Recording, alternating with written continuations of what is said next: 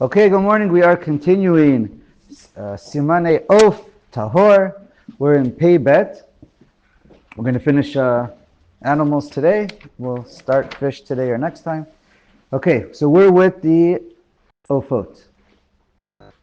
Here, okay, so where we left off, the question is, do you need to have a Masoret, a Kabbalah, from the previous generations, and just all the way back, to know that it's a kosher bird?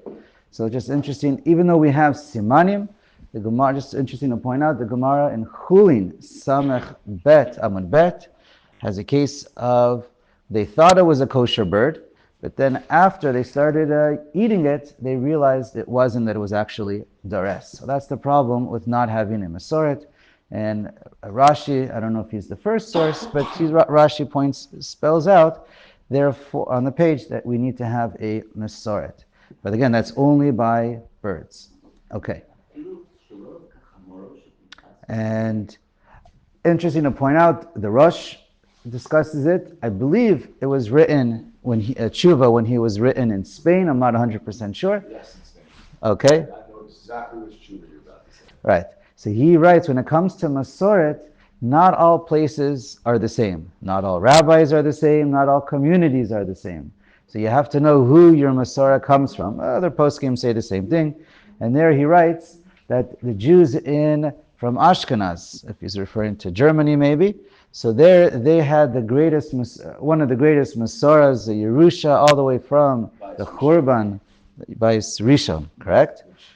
And right, so that's what maybe they went straight to Europe, and the second bite was okay. Anyways. Very, very interesting. And he says the Masorah in Sarfat is the best. So, anyways, that's just. This is the Rosh, but it's quoted over here. Okay. Okay.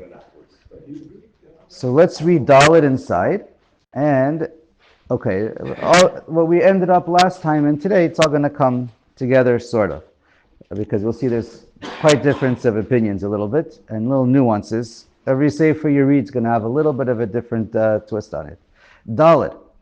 Seif Dalit. Mishahu mi makom. Shenoagin iser ba'of echad. Okay, so now we're talking, the Dalit is talking about an individual. Seif Hay is going to be talking about a city, a community, a country, whatever. So one guy, he's traveling, and in his place, it's noingam iser. The minhag is that this particular bird they established, they don't know if it's kosher or they know it's treif, and they made it aser. Mipnei she'en lahem masoret. So they don't have a masoret on this case. Okay, so they said it's aser. V'halach l'makom sheyesh lahem bo masoret. And now he goes to another city. Just out of ease, we'll go to Yemen, right? They usually have more masoras and more things than anywhere else. Wherever you go, and you see over there, everyone's eating it. They have a Masorah tradition.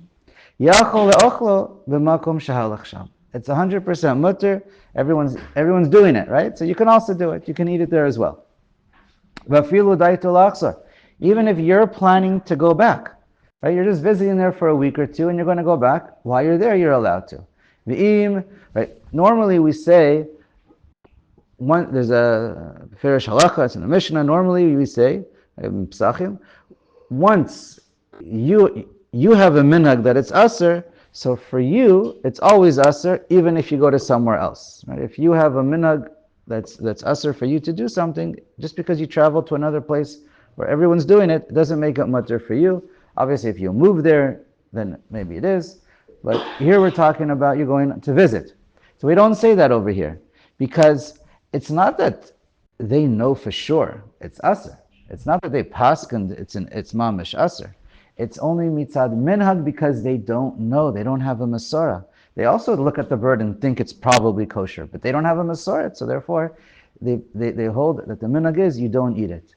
So since their whole minhag is a chumrah based on a suffix because they lack the Kabbalah, so then we don't say now you have to also be strict. You can now do it there. You can follow them, even though where you live, you wouldn't. V'im, and then the same, it goes this way. V'im yatsa mimakom sheish lahem masoret. Now you eat it all the time. The minhag where you come from, you're coming from Yemen, you eat it.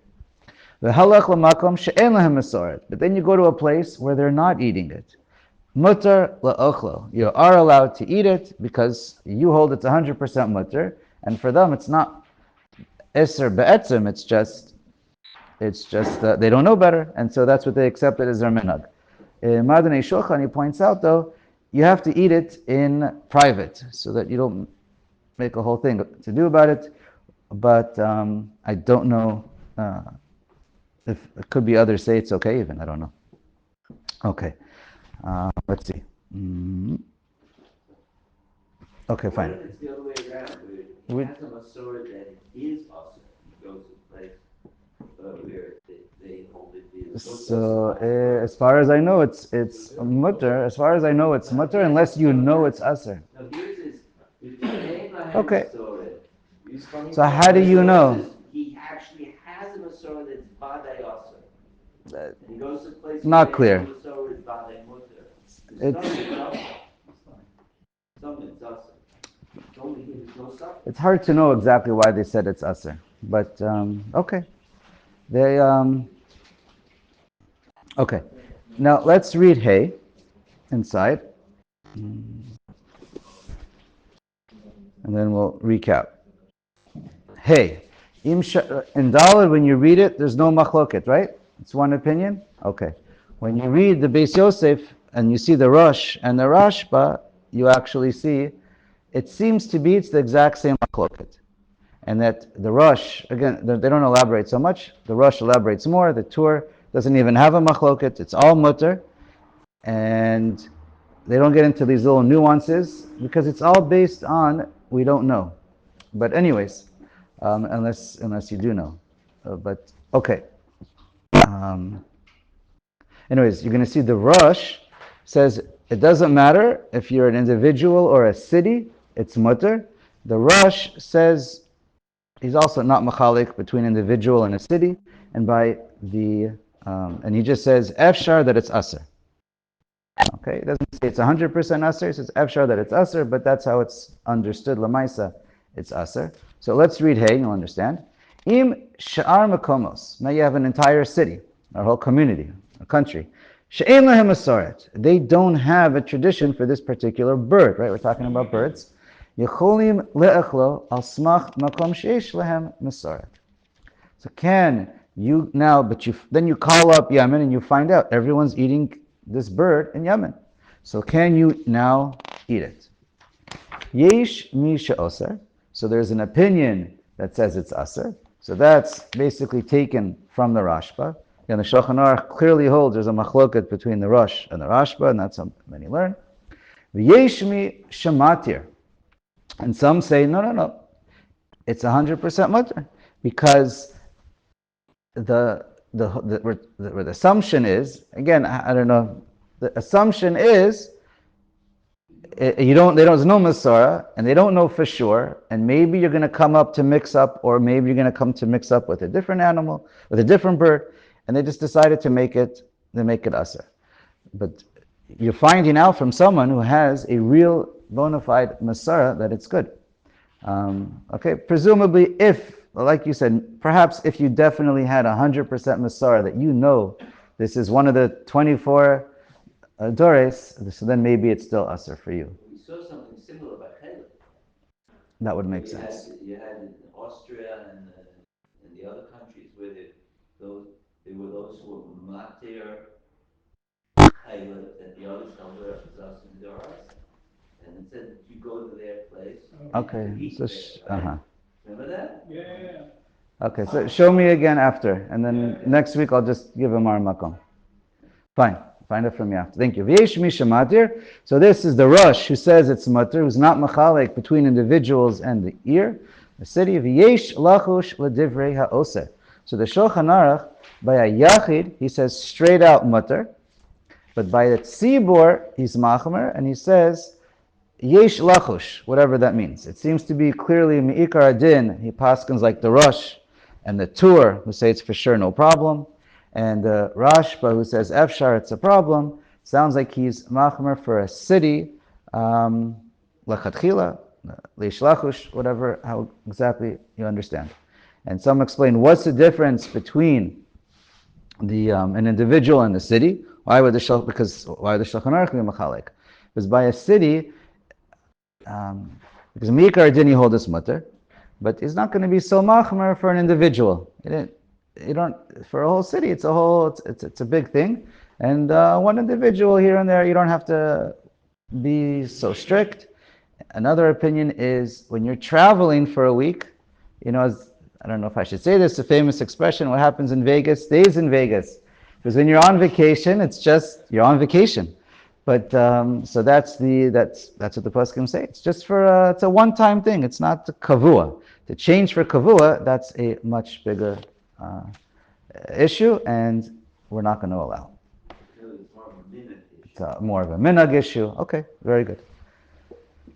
Okay, now the Shach, interesting enough, he actually learns that there's actually no machlokas whatsoever between the Rosh and the Rashba. He argues on the Beis Yosef completely, and he says they're talking about different situations.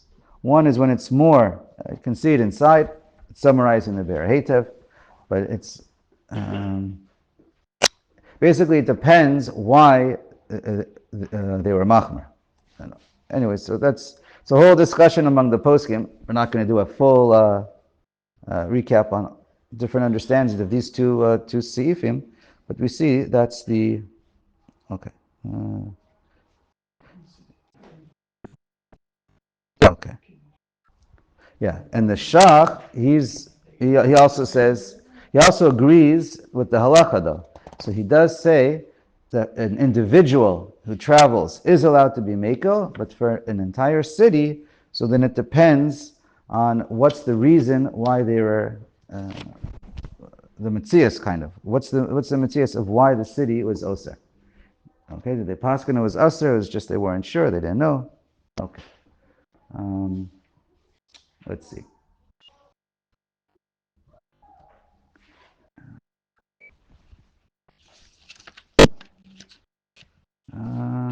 Sorry, one second. Okay. Okay, fine. Let's go on. Wait, I think we're finished. Fine. So I just want to give a little quick thing about, so happens to be a Thanksgiving in America today. It just worked out like that. Okay. So do you need a Masorah? So the question is, what about eating turkey? So what's the heter for turkey? So the real question is, how can it be mutter? Because as far as we know, as far as I know, there's never been a real Masorah whatsoever for turkey anywhere. So therefore, how did it all of a sudden become mutter? Expanding the question, because it's local to the United States Right. or North America, and Indigenous. Right. When Jews showed up in America, yeah, so we've gone back to buy it. you have turkey in England. Okay, I don't know. Now, maybe there's a Masorah somewhere, but not that I'm familiar. Because it was brought afterwards. That's fine. Because it was How brought was there afterwards. a Masorah from the times of Right. Yeah. Moshe, right. yeah? Right. So if it started out in America, so how? Okay. So I'm just, I don't know if it's in perfect order. I'm just going to give a short list of why it might be a mutter, or why it became mutter. Because first of all of Klal Yisrael were noheg to eat it. That doesn't exactly answer the question so much, but once Klal Yisrael began eating turkey and it became minhag Yisrael to eat it, that itself, and again, it has the simanim of tahara as far as we know, then that itself makes it mutter. Minhag Yisrael is kovei da halacha. Many times the Gemara says, "V'chein amadavar go serpuk chazei maya amadavar." Go see what the Jews are doing, and that is kovei da halacha. And either that creates discussion with our Gilman. Either that creates the Masoret for now, or this is an exception where you don't need Masoret. That depends how you want to look at it. Okay. Another reason why it might be a mutter, and is because it looks like a chicken, and it's close enough. Again, that doesn't usually fly, no pun intended, for these halachas of birds. However, in this case, Turkeys can't fly. but it could be that's how the minhag started. when the first Jews arrived to America and they said, "What do we do with this?" I guess if they said, "Well, it looks like a chicken. It's a little more wild. It's not quite as tame." They're on vacation when they first got there. Very good. So, anyways, that could be how it started. Again, halakhically, I don't know if it really is similar enough to a chicken, but that is to make it okay. But that is one of the reasons that's given. Anyways, and that's how the minhag probably started. Also, I don't know, it has a similar name, at least in Hebrew. They call it Tarnagol Hodu. So, I don't know. Okay. Here's another reasoning. The Gemara says in Bechoros, the Zayin, that kosher, kosher and non-kosher birds, they cannot interbreed. They cannot reproduce together. So if you have two animals and one of them could breed, one of them you know for sure is kosher. The other one you don't know. So you could decide if the other one's kosher by seeing if they can breed together. And chickens and turkeys can crossbreed. So that's, again, I don't know for sure. I think it says it, to look again, I think it says it by animals, but I think that some want to extend that to birds as well, to show that if you know chicken is kosher and they can breed, that's how you know it's kosher. Okay. I saw something, I don't know if this this is not very strong proof, but someone said there's only 24 that are treif, right? All the rest are kosher. And so someone said probably those 24 were all in the Middle East, and turkeys weren't. So again, I don't know if that counts, but it's an interesting chap. Very good. The Aruch Tabosem says you only right. The Aruch Tabosem says you only need a masoret. Again, this is a novel, but he says you only need a masoret, and I'm assuming it's a das yachid. You only need a masorah if you look at the animal and you meet it and you just know, you look at it for a few days, a few weeks to see how it behaves. But something that you know for years and you would see that it's not dores, so then you no longer need a masara as long as it has the simanim and you've been watching it for so long that it's not. Anyways, as far as I know, all Jews, including the Chazon Ish, would eat turkey, except for the shalah. Apparently he saw one time that it was dores, and therefore it didn't. And so many of his family members in the Mishpachat Horetz, many of them do not eat turkey because of the shalah. But otherwise, all Jews eat turkey. Okay, let's just think. Yeah. I don't know. Where Moshe clearly didn't say it's also to eat turkey. That's for sure. Right. Meaning out being a turkey. Okay. Thanksgiving. Right. Celebrating Thanksgiving is a different topic that I'll get to later, maybe. Okay. I just want to mention the animal zebu, or zebu. In Hebrew, it's zayin bet vav, or some spell it with a shin at the beginning. And thanks to Rav Kagan for pointing out a great tshuva or an article written by Rav, what's his name? Spitz? Yehuda Spitz, and it's on the Or Sameach website, .edu. So he discusses it. It's actually he has the tshuva and most of the Makoros are all talking about the zebu that started. The issue started about 75 years ago with the Chazon Ish in Eretz Yisrael. That's more when it became discussed, and what's it called? But it's a similar shaila to bison. Again, it's not because bison or American buffalo, American bison, that also there's no real masoret in there. So here we're talking about animals. Okay, so yeah, here's the name. Okay, I'll just out of order here. I'm just going to point out that for the Sephardic poskim, so they all say it's mutter. That's not an issue. I believe most of the Ashkenazi poskim also say it's kosher. Zebu. Zebu is basically similar to a cow, or it is a cow, depends how you want to define it, with a hump on its back. So it looks a little bit different, but they do breed together with cows. We're going to mention that. But Minchas Asher, he writes it's mutter. The Pri Megadim writes it's mutter of Herzog. I think the first or second, excuse my ignorance, second, I think the second chief rabbi of Israel. So that is, yeah, the first Rav Kook, eh? Or he not chief rabbi of Palestine? Anyway, so technically the first one of Israel, I'm not sure, but okay. And so the Chazon Ish is the only one that I know that clearly says it's Aser.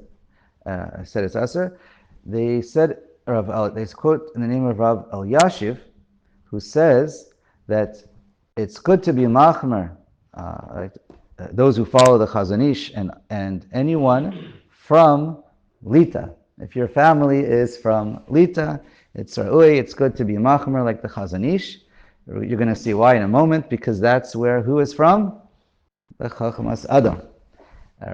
Yeah. Chai Adam, Chachmas Adam, same person. So therefore, it's because he was the Rav there who said it's that's the Chazon Ish's interpretation who said it's Aser. Okay. Anyway, sorry. Let me just point out the reasons. You'll understand that better if you review the end of yesterday's share. Now, what are the reasons why? Let's just give a short list of reasons why the zebu is very possibly mutter, or the reasons why it should be a mutter. Okay. Number one, the whole basis of the problem why the Chazon Ish says it's a problem is because the Chazon Ish understood the Shach, who says you need to have a Masorah also for animals. Okay. Now, if you read, secondly, and the reasoning of the Shach, the words of the Shach we mentioned yesterday, already itself is not clear what the Shach meant. Okay. The Chai Adam, the Chochmas Adam, and the Aruch Shulchan are strict that you also need to have a Masoret, but they only say that by a Chaya. You can read it inside. They don't mention anything about a Behema.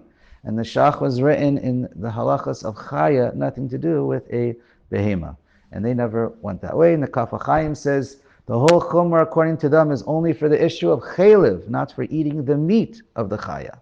So to determine whether it's kosher or not, you don't even need a Masoret, according to the Kaf HaChaim. Whether it's a chaya or a behema, and therefore whether the chaylev is also a mutter, that you might need Right. So the Kaf HaChaim says even according to the Chochmas Adam and Aruch HaShulchan, they're only mean it lagabe chaylev, not to irrelevant to a chaya. Okay. All right, and some point out the reason why it's not a separate reason, but the reason why you'd be machmer by a chaya is because we don't want people to possibly eat a safek chaya behema, and then they might end up being makel to eat the chaylev. So again, that's really all in the same. Okay. Other reasons to be why is a zabu would be mutter is there is a clear Masorah in other places in the world. I think it's Yemen, Dafka. They did have a clear Masorah that a zebu was kosher. So therefore, everything that we're learning, that we've just been learning in Dalit and Hay, some say that only applies to chickens, but it doesn't necessarily apply. But again, that's a whole other discussion, just giving one side. Another one is that some say a zebu is a cow. It's mamash a cow, la halacha, and it's like a different breed. It's like you have dogs, you have different breeds among dogs. So that's another reason why it might be okay. Another reason, I have it as number 6, probably should be number 5. But anyways, it's because many have already been eating zebu. We kind of said this, but we said that by turkey. Many are already eating it, and many of for many years, I don't know exactly how many, but it's well established, and many of your tefillin and mezuzahs are written on zebluk klaf. You just may not realize it. And a klaf could only be on kosher, written on a skin of a kosher animal, right, in the hide. So therefore, it's really the same shaila. So you see that it's become minhag Yisrael. So therefore, it's similar. Here I have it as number 7, just my numbers. So therefore, it's also, whatever you paskin like turkey, you should say by zebu. And again, okay. Then, number 8, that it could be that there's no minhag in Europe to say it's aser. They didn't know. The Kaf HaChaim actually has an interesting thing. It's not so common. He says you can have a city that has a minhag that it's aser. And so there, that's the halachas of Dalit and Hay. But let's say the city discovers, I mean, it's a little bit late for that, but if a city discovers a new animal, when the shaila first comes up, the fact that they never had a Masorah either way, because they never discussed the animal. So that's not called a minhag le'asar. It's just called you don't have a minhag at all. And this, because it was never discussed. So then he says everybody holds you could be mekel. Even the Rosh, the Rashba, everybody. Anyways, that's just a little bit relevant here. He was talking about that by chickens. Number 9, that, like we said, by turkey, we already know for many years. So some say you only need a masoret. It's a little technical. You may or may not like it, but you only need a masoret if it's something new to you. Something that you've been studying and watching and seeing that it follows the simanim and it's been there for years. So then the whole concept of needing a Masorah is no longer needed anymore. That's just one thing I've seen. And most of what I've seen is pieces here and there, but most of it is from that article from Gershon and the tshuva itself by Minchas Asher. It quotes a lot. It's brought down on his parsha, on Parshat Shemini. And then finally, they interbreed with cows. So once you know that it interbreeds with cows, and you know cow is kosher, by definition, now you know it's kosher. Fine. Let's just, one last thing. What's our time issue here? We're done. I'm just going to, real quick. Anyway, so we said the buffalo is similar. One last interesting thing is the giraffe. So, is the giraffe kosher? So, it has nothing to do with the neck. The makom shchita we learned is not a problem. Everyone points out. A cow, you're given about 12 inches, a foot. That's your range on the neck. It's pretty good, right? And how about a giraffe? You have about 6 feet to get. So there's no halacha, there's no issue whatsoever regarding that. The one bigger issue is, the question is, similar to the zabud, is do you need a Masorah? Now, a giraffe is probably a chaya, which we discovered. So therefore, that makes a little bit more of an issue. Again, just similar topic to the zabu. But just technically, it's difficult to restrain. One kick of a giraffe can kill a lion. So you got to be very careful. It's expensive, exotic, whatever, so it's less practical. But as far as the Masorah, by the way, could be we do have a Masorah. So some say we do, some say we don't. Rashi and Ibn Ezra say we don't know what a zamer is. It's in the pasuk, a zamer. So, but Rav Sadia Gaon, Radak, Rabbeinu Yonah, and Targum Shivim, they all say, we know as it's in the pasuk that it says it's a kosher chaya, and that's our giraffe. So it's questionable if our giraffe has a Masorah or not. If you need one, right? That's the whole thing we spoke about. Just out of interest, Rav Zivotofsky quoted Rabbi Yosef Kapach, Yemenite. Is there any issue with shechting a giraffe? And he said the only issue, it might be about tashchas, because it's like $10,000 a kilo. That's how he quotes it. But on Aish, they say it's more like $100 a pound. So it's not so practical. Okay.